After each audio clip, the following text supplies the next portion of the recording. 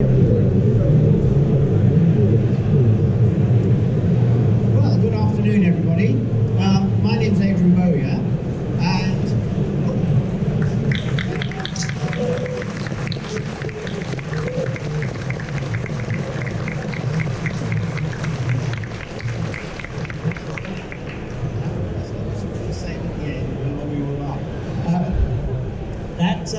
yes. First of all, I'd like to thank the organisers and the sponsors who collectively flew me over here, and I'd also like to thank David Randolph who paid for my hotel. So they're very kind, all of them. Now, as some of you will know, RepRap was only incidentally a 3D printing project. What I was really interested in was making a machine that could copy itself. And I happened to use 3D printing to do that, but if some other technology had been available that would have worked better, perhaps that's what would have been used instead. Anyway, lots of journalists over the years have asked me where the origin of all this was, and I've always just vaguely said to them that I've been interested in the idea of a self-replicating machine ever since I was a child. And I thought with this distinguished audience that I have in front of me, I'd actually put some more detail on that for the first time for the general public, that's you. Here's me, age 10, a long time ago, and this is my world at that age. Basically, I was building things with construction sets, taking on television sets and washing machines apart, leaving the bits all over my bedroom floor, building them into other machines. And of course there was no internet then. There were plenty of magazines with lots of classified advertisements in that would sell bits and pieces of mechanical and electrical apparatus to a 10-year-old boy if had any money, which I didn't. And I'm ashamed to say that I also spent some time blowing things up with homemade gunpowder, which is the reason for the bottom left picture. Anyway, one day in one of those magazines, this advertisement appeared, and it said, "A machine that copies itself. Send a 10 and 6 post 10 and 6."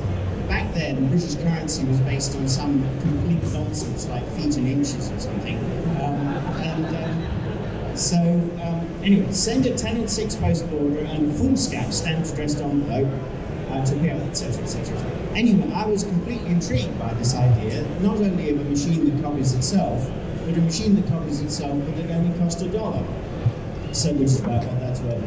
And unfortunately, I didn't have 10 shillings and sixpence, so I never got to send off my envelope. And time went on, but I didn't forget this advertisement, because you can see I remembered it now. I have to say that the apparent copy from the publication at the top there is a little bit of a cheat. I couldn't find the absolute original. That's fake. Anyway, time went on. I managed to pass a few exams at school and went to university as an engineering student. And that gave me access to a large technical and scientific library for the first time in my life. And so I used that to go and look up the machine that I would have been sent had I had 10 shillings and sixpence. And this is it. The two people top right are the distinguished biologist Lionel Penrose and his son, Roger Penrose. They did this work. Roger Penrose is now Sir Roger Penrose, the world's most distinguished theoretical physicist after the death of Stephen Hawking. When he and his father did this work, he was even younger than he is in that picture, a few years older, in fact, than I was in the previous picture of me. Incidentally, if you're interested in this work, just point your phones at the thing on the bottom right, and they'll take you to a video. They made a self-reproducing machine which was unbelievably simple. It consists of those cutouts you can see on the left there. And what happens is that when you shake them and think Brownian motion in a liquid with molecules, when you shake those cutouts, nothing special happens unless you link them together in a pattern. Then when you shake them, that pattern reproduces itself. Now, when you think about that, that is extraordinarily profound. It means that you can get self-replication with something incredibly simple, which is the reason why it only costs 10 shillings and sixpence. Self-replication of a pattern is all you need for Darwinian evolution to start, for life to get going, everything. And it's an interesting demonstration of the fact that you can have self-replication in any physics which supports the idea of geometric extent and the idea of change of time. That's all you need. You've got self-replication and then suddenly you've got life. Anyway, that was the idea. A few years later I got my degree and I decided to stay on to do a PhD, and at the age of 22 I was still using the library. Every week I'd go over and read that week's copy of The New Scientist just to stay up to date on all the other things that were going on in the scientific and engineering world. On the, I think it's the 3rd of October 1974, I can't quite read the date on that, this issue appeared, and it had a weekly column by the guy with the picture is top right. His name's David Jones. He used to write under the pen name Daedalus, like the Greek who fell to the son of Icarus. Sorry, Icarus was his son, I should say, the father of Icarus. And he had a series of mad inventions, and in this particular issue of The New Scientist was the very first public appearance of the idea of a 3D printer. It had actually been thought of a little bit before. A guy called Wynne Kelly Swainson had invented it and put a patent in some little while before this article appeared, but that patent hadn't been published, so only Swainson and people in the patent office knew about it. Jones's idea was the essence of 3D printing. He was using lasers to solidify a resin in the form of 3D shape. And of course it was just an idea. There was no practical implementation that far back. But this is, say, the first public appearance of this idea. And I remember seeing it and thinking, this is one of these madcap ideas that might just actually work. Just to get some idea of how distinguished and extraordinary this man was. Hands up everybody who's got noise-cancelling headphones. He invented them. They first appeared in his column. He was the first person to realise that you could have a carbon molecule in the shape of the hexagons and pentagons of the football, in other words, the fullerenes.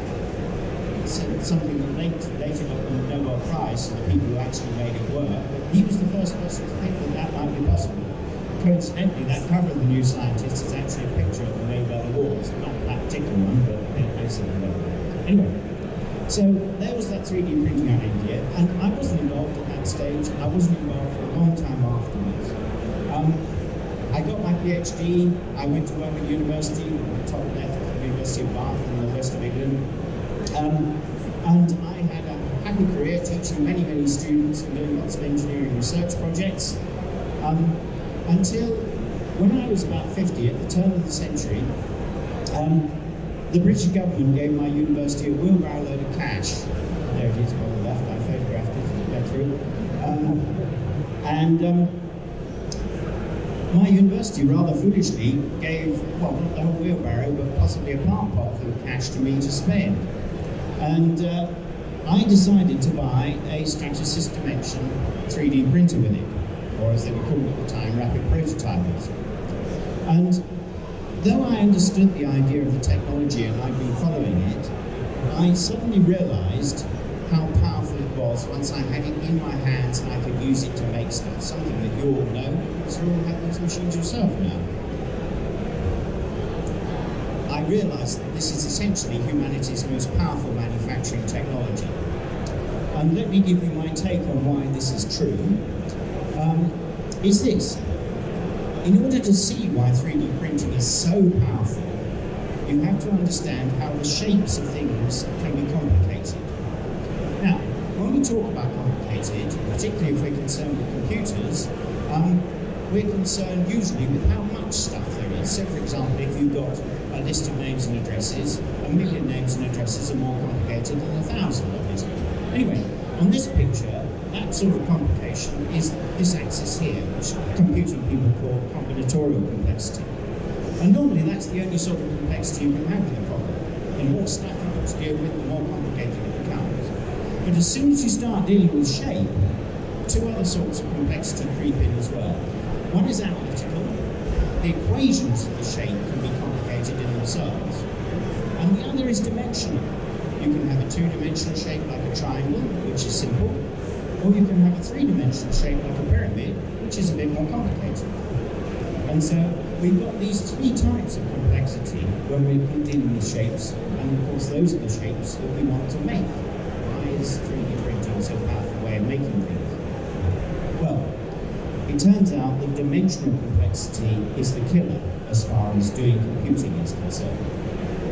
Imagine you want to cut that turbine out of a solid block, and imagine the little yellow tick thing is the cutter doing the cutting. It turns out, even though you're only making a three-dimensional object, you actually have a five-dimensional problem. This seems a bit strange, but the reason is this. The cutter can move left and right, forwards and backwards and up and down, that's three, but it can also twist about all of those axes, that's another three, so that's six. But it turns out that twisting about the axis of the cutting tool itself doesn't matter, so that leaves us with five. In order to solve that cutting problem, we need to solve a five-dimensional problem.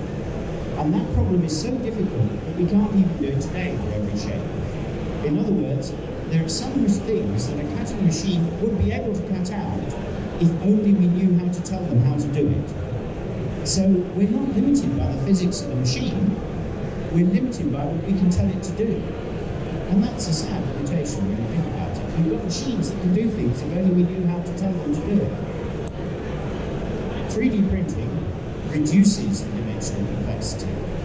When we're making a turbine in a 3D printer, we're always just dealing with two-dimensional slices.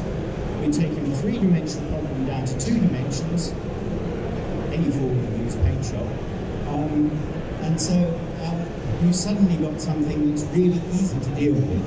And that's the reason why 3D printing is so powerful. And in fact, of course, 3D printers are physically capable of making everything that they can. In other words, there's no quantum variabilities that we can't get to by defining a shape and getting it to printing. Okay, so given that power, I had the idea in 2004, why not make a 3D printer print most of the parts of itself? And I set up a project, which you're all aware of now, of course. There is a picture of the very first replication on the 29th of May, 4 years later. That's me on the left with the parent machine, and that's Vic Oliver, who's one of the volunteers of the RepRap project on the right with the child machine. That picture you may have seen before. And that's the first RepRap machine that we ever designed by me and my research student Ed Sills, who's in the picture on the bottom right. And so we've got the replicating rapid prototyper. Remember the Stratasys Dimension was called a rapid prototyper, not a 3D printer. That was what they were called then. I gave it all the way free. Why did I give it all the way free? Well, if you've got a machine that covers itself, if you try and patent it, what you're saying to the world is, I want to spend the rest of my life in court trying to stop people doing with my idea the one thing it was intended to do. And so, I've got better things to do with my time. Here I am, doing them. And here it's really important to mention people like Vic, and I can't possibly enumerate them all, from all over the world who volunteered on the project and contributed software, documentation, mechanical designs, all sorts of things. The work was done by tens initially and then hundreds and now thousands and thousands of people. I'm a very lazy person. I believe in getting other people to do all the work. And most 3D printers now that are made are RepRaps. Joe will be pleased, I can see it, will be pleased by the next slide. Here's Joe's print farm. I understand, Joe, that you're currently in the Guinness Book of Records for most 3D printers printing other 3D printers, is that right? Yeah?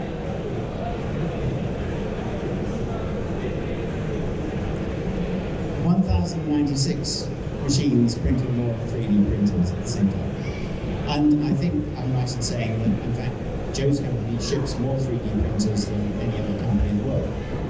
They're not the most expensive 3D printers, which is a good thing, but they are the most unique. Okay, let's broaden all this out a bit. Here's human history, all of it.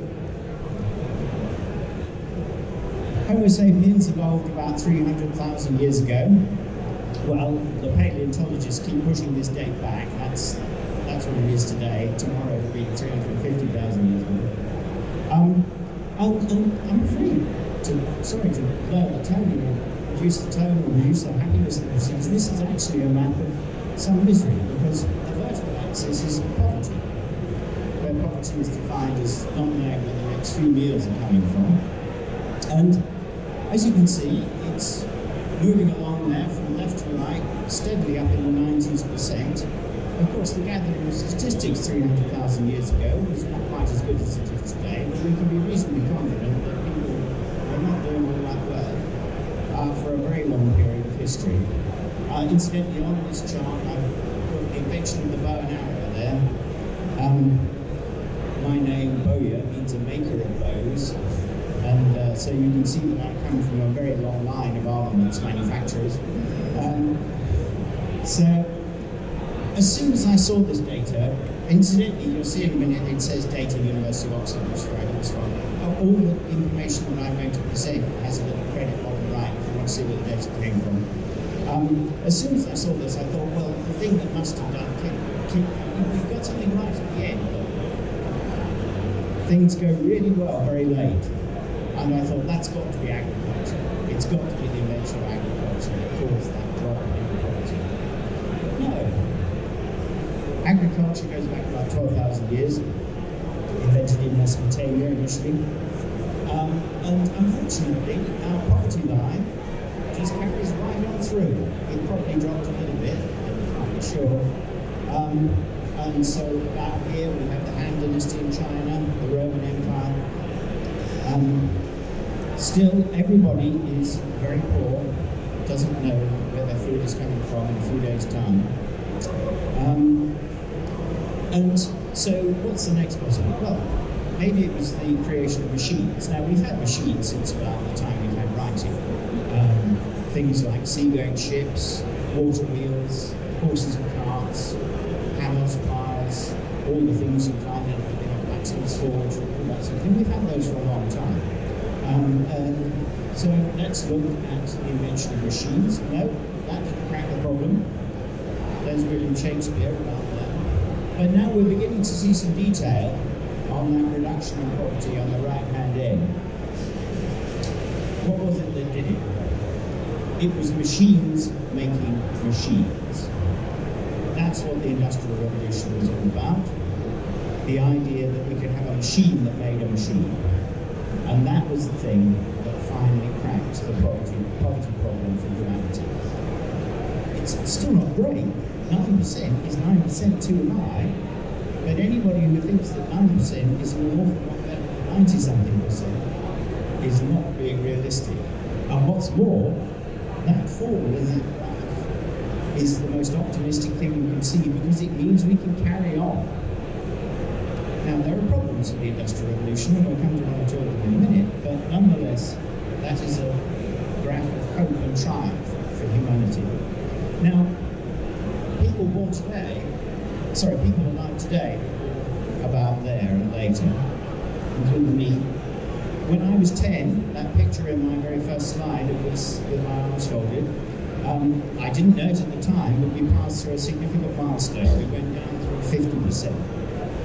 And in fact, the drop has been getting steeper as time goes on. So, having machines make machines was a really good idea. Okay, let's look at manufacturing from a different perspective. Let's look at companies making stuff. Here are the world's biggest companies. Now, in fact, the first and the biggest companies in the world don't make stuff. The very biggest company is the International Bank of China, which has 3.3 times 10 to the $12 in assets. And you have to go down the list to number 7 before you find anybody who deals with any actual stuff, as opposed to just adding up numbers and taking them away, which is what the top 6 do. That's ExxonMobil, which is 3.5 times 10 to the 11 in market capitalization. Market capitalization and assets are not quite the same thing, don't worry about the difference there. And we have to go all the way down to number 11, which is Toyota, before we come to the world's biggest manufacturing company. And Apple, which is sometimes called the world's biggest company, actually comes in at number 12. Apple does have the biggest market capitalization, but that doesn't necessarily mean it's the biggest company. Now, all right, that's a lot of big companies, and some of those big companies make stuff, but The world's biggest industry isn't there. The world's biggest industry is farming. That thing 10,000 years ago, I said. And this provokes a really interesting and curious and strange question. If that's the world's big, that bloke there is growing stuff for his family and possibly to sell people, he's doing a noble job.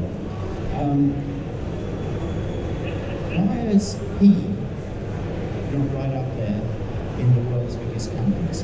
Why does the world's biggest industry not give rise to the world's biggest companies? There are big agricultural companies, of course, people like Monsanto and so on, but they don't look at anywhere near the Toyotas on that list.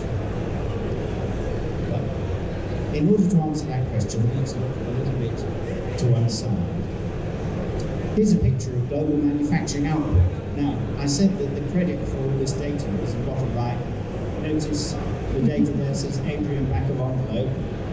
So this pie chart should perhaps be treated with a little bit of a pinch of salt. Anyway, the pie chart has been uneven. We've got this blue area, which I call L, which is 5 times 10 to the 12 metric tons of manufactured output per year. And then we've got this tiny little orange bit here, which is called MPL, and I'll explain what these initials mean in a moment, which is about 1,000 times smaller. So we've got this enormous amount of manufacturing going on in the blue area, and this tiny little bit of manufacturing going on in the orange area. What are they? What are these? L is life, all of it. That big blue bit is your hair and fingernails growing, and the trees growing, and the bacteria reproducing, and all the rest.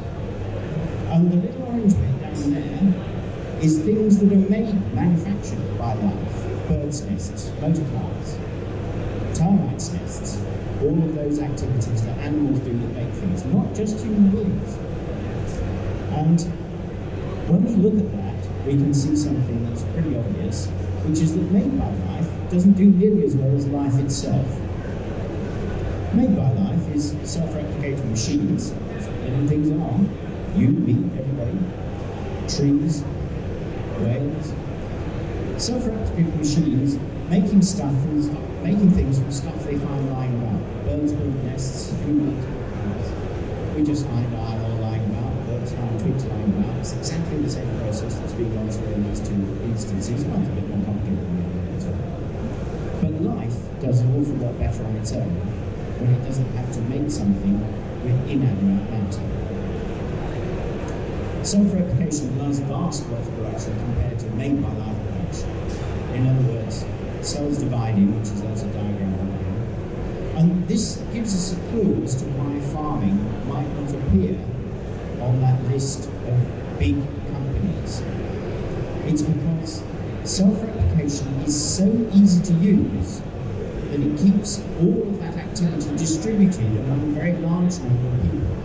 Farms tend to be small. I mean, there's a geographical constraint as well, of course, but no group of farms have ever got together and combined to make themselves as big as Toyota. It's never happened. And the reason is precisely because, and we'll see another example of this in a minute, because self-replication allows it very easily to be distributed among a very large number of human beings. At least I contend that's the case. I don't know of any research that's ever said this. Indeed, I don't even know. I've been able to find any research that's even looked at this question. So here am I just posing questions to you and giving my hypotheses for an answer. Okay, so how can we transfer the power of self-replication from farming, which is our only industry that uses self-replication, has done for 10,000 years, into engineering? Well, we've made a start with the RepRap project. It's a self-replicating 3D printer. Incidentally, I'm showing various printers with little credits bottom right as I go through this talk. I apologise if I've missed yours out, or if I've missed out your favourite. I can't get them all. Anyway, wheat is a self-reproducing machine, cows are self-reproducing machines, just like you and I are self-reproducing machines. But they don't just reproduce themselves, as far as human beings are concerned. Wheat and cows also make something useful. They make milk, they make bread. So they're self-replicating, but they're also doing something useful. And of course, the RepRap machine is designed to do exactly the same. It self-reproduces, but that will be interesting in and of itself, but not useful. It's useful because in addition to self-replication, it can make other stuff, just as wheat can self-reproduce and make bread. So anyone with a plant can grow a seed for a frame, and anyone with a RepRap can make another RepRap frame. Anybody can have it. Okay, I said I'd mention some of the downsides of the Industrial Revolution. Here is obviously the most important one that we're all aware of, which is the amount of carbon that the Industrial Revolution has put into the atmosphere. Now, if you power your RepRap from a filthy old coal power station like that, short maybe their time on Earth, if you power your RepRap from a filthy old coal power station, you're putting about 8 grams of carbon per hour at the smokestack of that power station.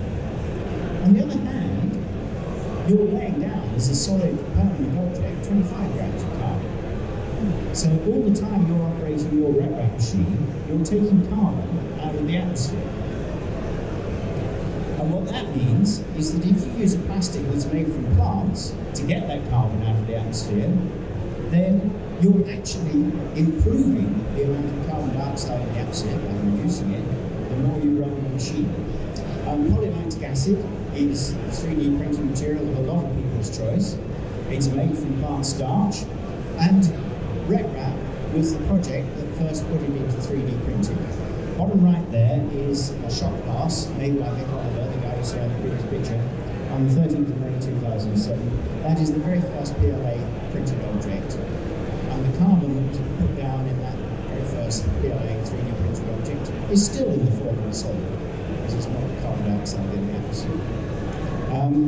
Now, as long as we don't burn the things we make, or as long as we don't put them in landfill where they decompose into methane, then, as I say, all the time when we're operating these machines, we're taking carbon out of the air. Okay, anybody who's ever done an economics course has heard of the idea of economies of scale. The idea goes right back to Adam Smith in the 18th century. And I'm sure you all know how this works.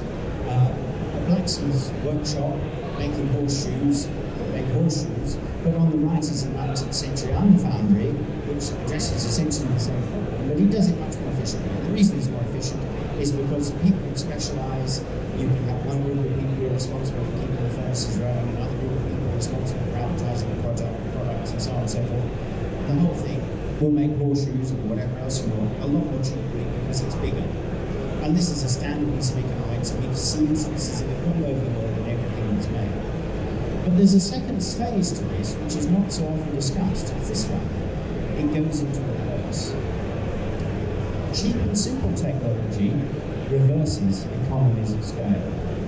Top left, again 19th century, that's laundry. Our great-grandparents used to parcel out their clothes and send them off to the town laundry, and 3 days later they come back and wash them, possibly in an iron.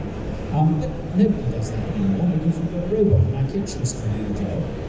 And the interesting thing about that robot is that it washes our clothes, of course, but also you're perfectly happy to have that robot sitting in your kitchen doing nothing for 95% of the time.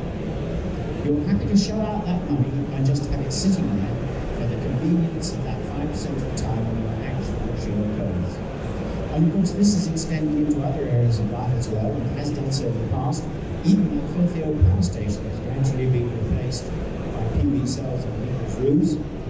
Indeed, solar and wind is apparently the cheapest form of electrical energy. They're just intermittent, which is a problem. So distribution gives convenience and robustness. It isn't always the case that economies of scale work. Economies of scale work when something isn't sufficiently automated.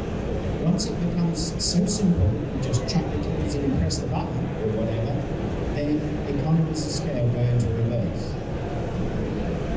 So distribution gives convenience and robustness. Here are some other examples. Today, everyone has their own CD pressing plant, their own photographic lab, and their own printing press. You all have these things. Of course, they don't look like those traditional versions of them, but you all run them. And in the future, why shouldn't everyone have their own factory that makes more factories? Well, okay. That's a sort of canter around the projects and some of the things that may happen in the future, some of the things that have happened already. I'd just like to finish by giving you a new 3D printer. Here it is. my new open source 3D printer. Now, let me say right at the start, there's a problem with this 3D printer, and the problem is it doesn't actually exist. So bear that in mind, and we'll take this forward. I'm going to start with what it's based on. One of the things it's based on is the 3D printer from the Berkeley Livermore project. This is a really clever machine. This is a diagram of it from their paper, which I think was published in Science. What it is it's like a resin printer which works by projecting light, but it does it in an extremely novel and clever way. I'm trying to work the laser here. You've got a projector which projects a pattern of light into a cylindrical vat of resin. So far, so conventional as far as light and projection and resin solidifying is concerned in a 3D printer. But what they do is they do the equivalent of reversing a CT scan. The pattern of light is like the X-rays you get from a single projection through a CT scanner. They rotate the cylinder and change the light pattern, just like a CT scanner scanning around your body, and they build up a three-dimensional object in a single revolution of that cylindrical vessel, all in one shot. It's a really clever machine, very nice.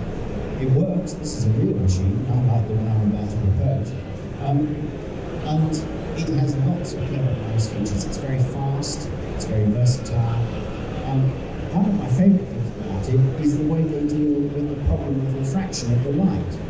You've got a cylinder here, which of course will act as a cylindrical lens, except it doesn't. And the reason it doesn't is that they put the whole thing in a square box filled with liquid with the same refractive index as the resin, so that they're just projecting to throw a flat surface on a cylinder that's rotating. It's so simple, very clever. That's one of the bases of what I'm about to show you. The other basis is that on the left is my personal version that arrived literally 3 or 4 days ago of the Spectra scanning system. Now this is like a CT scanner again, but it works with electricity, not X-rays. What we got is a little bit of electronics on the side here. You fill this vessel up with water, you put something in it that you want to scan, I don't know, some rabbit's lungs or whatever it might be, and you pass electric currents from these contacts through the water, and the FPGA in here unscrambles that data and turns it into a admittedly rather crude map of a pair of lungs, or whatever it might be that you put in the vessel. Now, maybe you can see how we can combine these two ideas. Here's my proposal for my new 3D printer. We make a cylinder, and we cover the surface, the inner surface of the cylinder with electrical contacts, and we have a polymer in here that sets not with light, but with electric current. And then we have a computer drive a voltage onto patterns of these electrical contacts around the outside, in effectively the reverse of the way that scanner we just saw working was reversed. Just like the Berkeley Livermore system that reverses the idea of a CT scanner. So what have we got here, if it works? Well, we've got a 3D printer. First of all, it has no moving parts. It's just a vessel with a liquid in it, and out will come a solid object, we hope. It should be able to print in seconds. You can run around those contacts as fast as you like with a computer, gigahertz if you need to. It is highly speculative. I only invented it a couple of months ago. It contains many assumptions, the idea, and so far it's only been simulated. I haven't actually built one of these. So let's just have a little look at the simulation. Imagine we took this and we take a slice through that cylinder, and we just put a single voltage across a pair of the contacts opposite each other. This is the electric field. Ignore the flat bit, that's just a region outside the cylinder. This is the electric field that you get across the cylinder. Of course, you get a high point where one of the contacts is, a low point where the other contact is, and the potentials in between that are in between. Now, let's assume that we can make a polymer that sets with electricity. What's the most likely way that's going to happen? Well, the amount of current that goes through it, obviously the more current that goes through it, the more likely it is either to set or possibly become liquid. Maybe it will go the other way, we'll see that in a minute. And also, the longer the time that we subject it to an electric current, the more likely it will be to change. So what we're talking about here is current and time, in other words, electric charge. That's the graph of electric charge from the situation that's here. Now what happens when we run those electric charges around the disk slice that we imagine we're taking across this non-existent inventor? Well, that's running around this, ignore the raggedness, that's just the interaction of the simulation with the grid that I'm using to simulate it. We run around the circle, and that's accumulated charges. And sure, we've got quite a bit of charge in the middle here, but we've got more charge around the outside edge. And this is rather inconvenient if we've got a plastic that's set solid and more electricity we put through it, because what that means is that we're going to get a load of sticky stuff around the outside of our cylinder, and we'll get liquid in the middle, which is more or less the reverse of what we probably want. Well, if we're getting the reverse of what we want, let's turn the whole thing upside down. And remember, humble Loctite. Hands up everybody who knows Loctite is used it. Quite a few of you. Loctite is actually a marvellous material. If you put oxygen anywhere near it, it turns into a liquid. If you take the oxygen away, it polymerises and becomes a solid. And that's of course how it works. You tighten up the nut on the bolt, and that excludes the oxygen, and the polymer sets solid and locks the nut to the bolt. But let's suppose that instead of oxygen, we could make a similar polymer that worked with electricity instead. We might even have that electricity release an oxidizing agent. You can imagine an electrochemical reaction that might do that. And let's suppose that we have a characteristic of that polymer that's a bit like this. We don't put any electricity through it over here, and it's a solid. And the more electricity we put through it, the more it turns into a liquid like this. What happens if we now feed that pack of charges into that function? Well, the answer is that we get a solid where we haven't put much electricity through, and a liquid where we have put a lot of electricity through. In other words, this is solid at the top here, liquid at the bottom. We've printed a disk, which is a start. Okay, well, we've printed a disk. Now let's whip the simulation up into 3 dimensions, forget about having disks across it, let's have a full 3-dimensional solution to the equations. And this is what happens when we do that. What we've got here, the cube here is the volume in which the solution of the equations is happening. The sort of transparent orange cylinder is the cylindrical reaction vessel of the printer. And what I've done is I've taken a series of voltages and printed a series of cylinders. These are not just one print, these are 20 prints all superimposed on top of each other, so you can see them all together. And of course, as you'd expect, as you increase the voltage, more current flows, and so the cylinder gets smaller and smaller in radius. And this is a graph of what happens. Radius here is actually the dependent variable, but I've plotted it along the x-axis because we need to know for a given radius what voltage we have to apply. So we actually have to invert this process to get something sensible out of it. And so here's that graph. That's basically the size of the thing we print for the given voltage that we put through. Now we can use that graph actually to print something just a slightly more interesting, not very much more interesting. And this is a result that I literally generated as I was about to step on the plane here.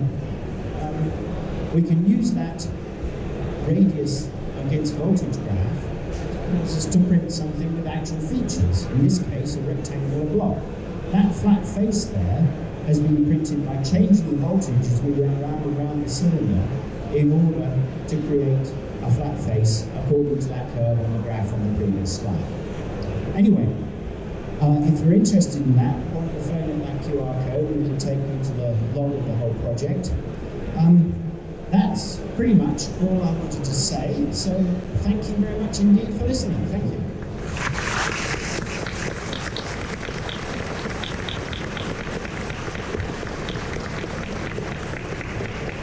Right, has anyone got any questions? And if you have, wait till the kind gentleman who's going to do a microphone, use your microphone. Questions, anyone? Yeah. Have you identified any candidate materials? Short answer, no. However, at some point, I am literally going to do an experiment with Loctite. And the reason I'm going to do that is because I've got something to draw.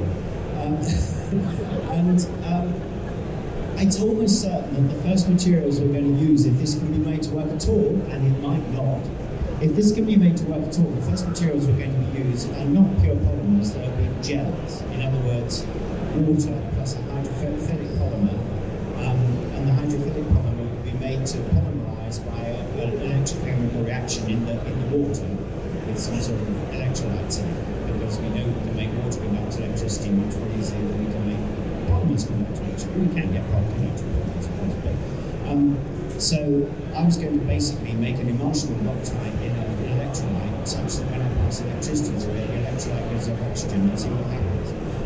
So that was what, and it almost certainly will work. But please copy this machine. If you, ladies and gentlemen, want to go away and do some polymer chemistry, and let me know what happens, I'll be delighted. Any other questions? Would there be waste resin from old things getting to weird painting, like there is with powder for SLS? At the beginning, almost certainly. Because whenever you develop this sort of technology, it starts off inefficient, and people make it more and more efficient by being clever and clever with it once it's been proven it can work, if it can be proved that this will work at all. So yes, you're right. It probably would be quite wasteful to start off with, but then the first steam engines were wonderfully efficient. We've got to start somewhere. So I'm a mechanical engineer, but the charge, is there current flowing? Is it a capacitor? It's current flowing. The idea is that it'll be electric current. So you remember that I said that there was a graph back there of the electric charge. That was basically current times time through all of the nodes in the grid.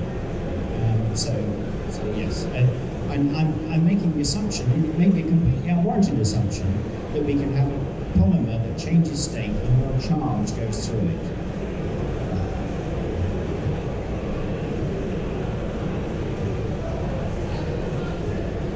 We must have some questions from over here. Oh, there's my camera. Sorry, Kurt. You put some previous slides dealing with carbon. Yeah. What about a suspension of carbon that self-assembles in something conductive with electric current flowing? Yeah, that might be possible. One of the things that's been done in the past by people at Harvard is to take a polymer that's both hydrophobic and hydrophilic and use effectively surface tension on that polymer in water to cause it to stick together in patterns. Now, that transition from hydrophobic to hydrophilic is actually achieved with an electric current. It's rather high voltage required, but nonetheless it can be achieved. So you can imagine that you can have a suspension of not necessarily carbon, but of some polymer that changed from hydrophilic to hydrophobic depending on the amount of charge that had gone past it or gone through it, and therefore might stick together or not stick together. So yes, that's a possibility. I have no idea if it will work. As with all these things, the only way anybody's ever going to find out is to do the experiment. Hi, I'm Andrea Madho, co-founder and CEO of Lab 141. Hello. We invented, I shouldn't say invented, we manufacture clothing for brands using the principles of 3D printing, where we take one object, redimension it, and cut it on our small CNC. So we get asked constantly, do you see the future where people have their own 3D printers at home where they're printing their own clothing using filament that's made out of cotton or some other type of fabric? I keep saying no because we're still developing our company, so I don't want to talk about a future beyond us. Yeah, we don't like the idea of all the customers taking over your work. Exactly. Is there any way that you can see something like that? And if not, great, because I can tell everyone no. Well, there are already knitting machines which people can buy for their own home use, of course. Now, they're not making complete items of clothing, but they are making rectangular sheets with patterns and so on. One can see all sorts of ways, it's not so much 3D printing, but one can see all sorts of ways that technology can be more and more sophisticated. Indeed, you could imagine something that would be a machine about as big as that speaker stand or smaller that could make the whole one of these. Now, the question then arises, how do the economics work out? In other words, how much does a family spend on clothing in a year? How much will the machine cost? And does it become worthwhile? As far as RepRap is concerned, there's a paper in Mechatronics a few years ago that shows that the economics of RepRap makes sense for the average first world household already, in terms of printing things like everyday trivial things like combs and cat flaps and coat hooks and all that sort of thing. You can save money, and in fact, a significant amount of money is saved by not having a lot of transport, let alone buying all the actual good. So, it really, I think, to answer your question, it comes down to more of an economic than a technological argument. I can see how the technology can be made to work. Could it be made cheap enough that it would become economic for people to own?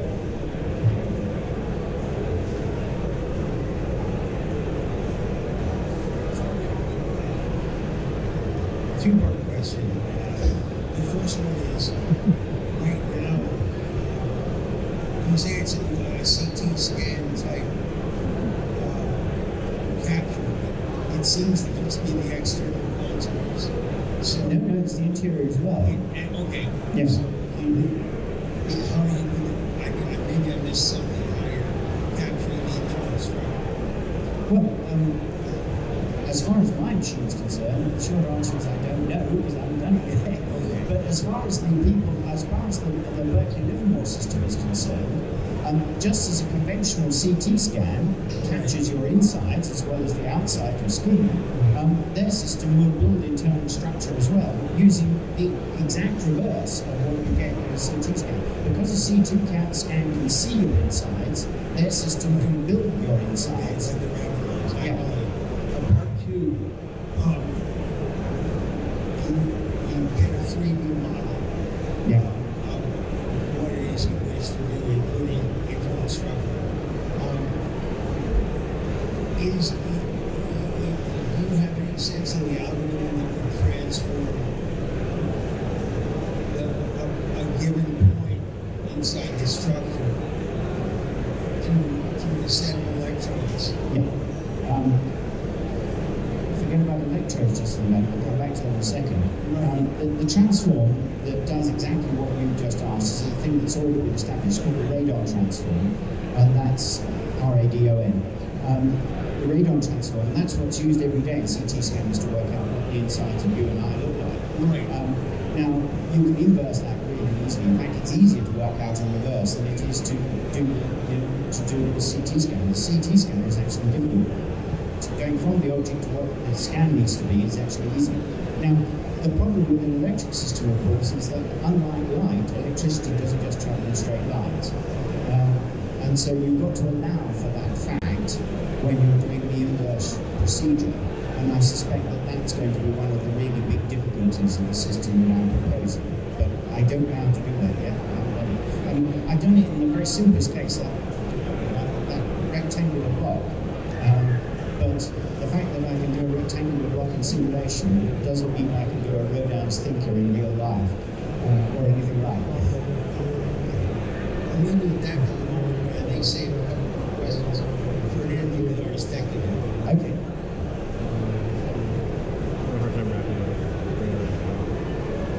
The question that I'd love to know, hey, and I hope to be talking to you later, but without a doubt, I don't want to put too much undue pressure on you, but 3D printing has definitely changed my life, and I feel like it's changed so many people's lives here. What has been the thing that you've seen people do with 3D printing that maybe you didn't foresee? Maybe when you were making this machine, you just like, oh, it'll do something, and somebody did something that you went, okay, yeah, that right there. I'm not going to talk about quite the reaction you just described. The thing that I found most fun, not the, yeah, right, that there, but, oh wow, that's really fun, was years ago when someone started printing seashells and dropping them into the ocean, and they got in invented by hermit crabs. That struck me. That was not something I'd anticipated. Hermit crabs wandering around with day-glow shells on their backs, and that tickled me. That tickled me.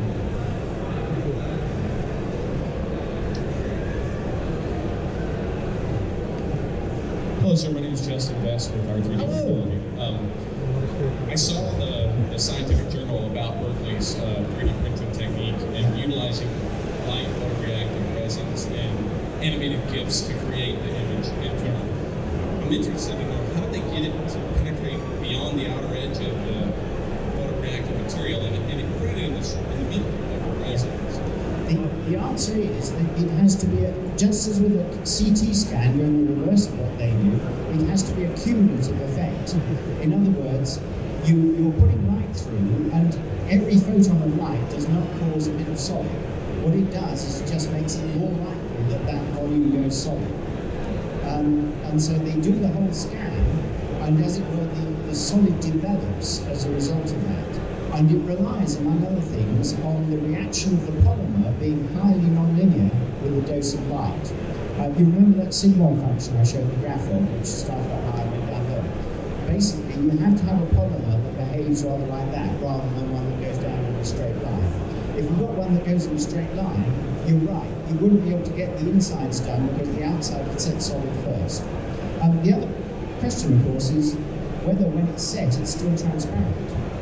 If you've got a material which is indistinguishable optically when it's set and when it's a liquid, you can put as much light through it as you want in as many different directions as you like, and if it reacts to light by going solid, but its optical properties don't change, then you can do what you need to do.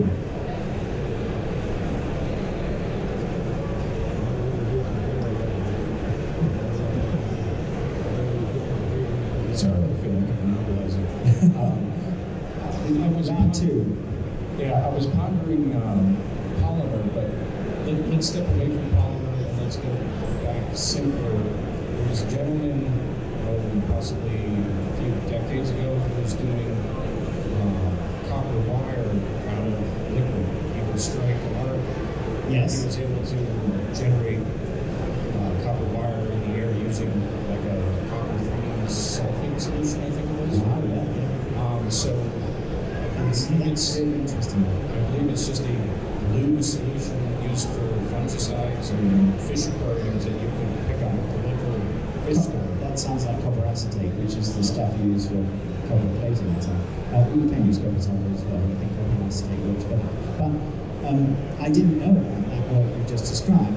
If you go to the description on here, you'll find that one of the first things I thought of when I had this idea was that you might actually be able to do it with metals electrolytically from solution and cause them to precipitate to form a solid metal in a region in space.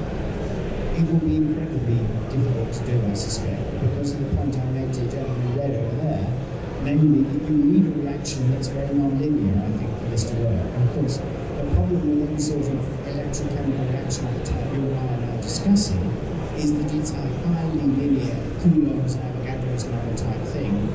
This many Coulombs through, you get that many more atoms of copper deposited or whatever. You can't play around with the linearity of that because of the nature of the underlying physics. But who knows? It may be possible. What if you made a three-dimensional charge field using more electrodes at once with different voltages and currents? Well, that's what I'm proposing for this thing. I'm sure that this would work unless you know what's going on.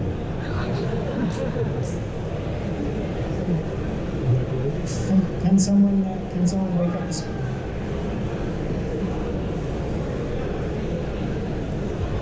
That's the one. Any more questions?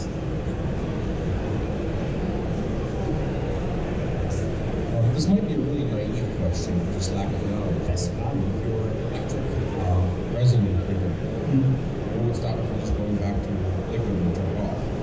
well, you might have some sort of setting procedure, a bit like developing a photograph with a fixer.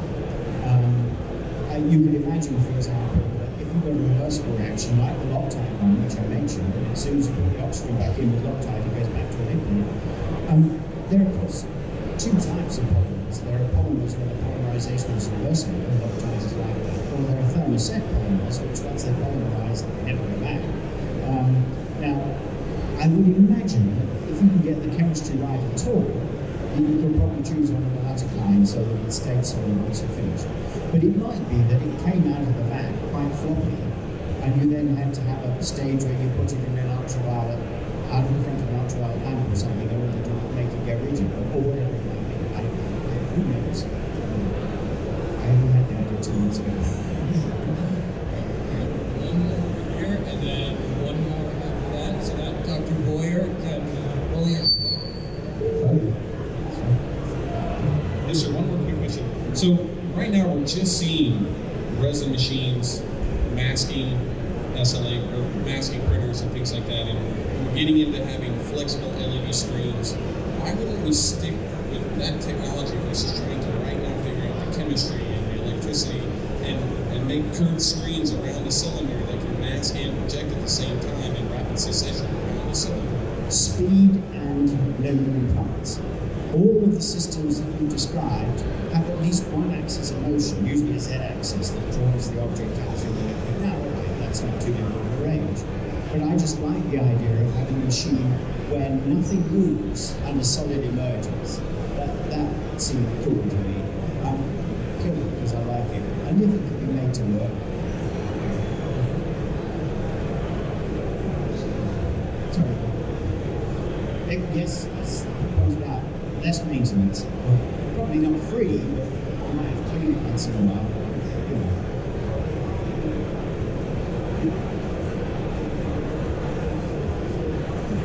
Yes, quite. I mean, one of the things I thought of as soon as I thought of it is that if you've got an OLED TV, the problem that's being solved over the 4K screen of an OLED TV is essentially the problem you've got to solve around that cylinder. And rather conveniently, the mobile phone industry seems to currently, for no good reason that I can see, be obsessed with making bendy screens, which would be rather useful for this. I don't think that's flexible. Depends on anybody who needs a flexible screen. Maybe I was just a blind spot of mine. Maybe everybody wants The idea of having a handkerchief that I can pull out and make a phone on, that seems pretty cool. Yeah, okay. I think that both of these are true at the same time. Okay. Right. Thank you all very much indeed. Thank you.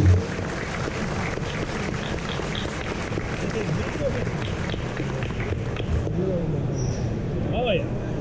Well, not reruns, but I knew it.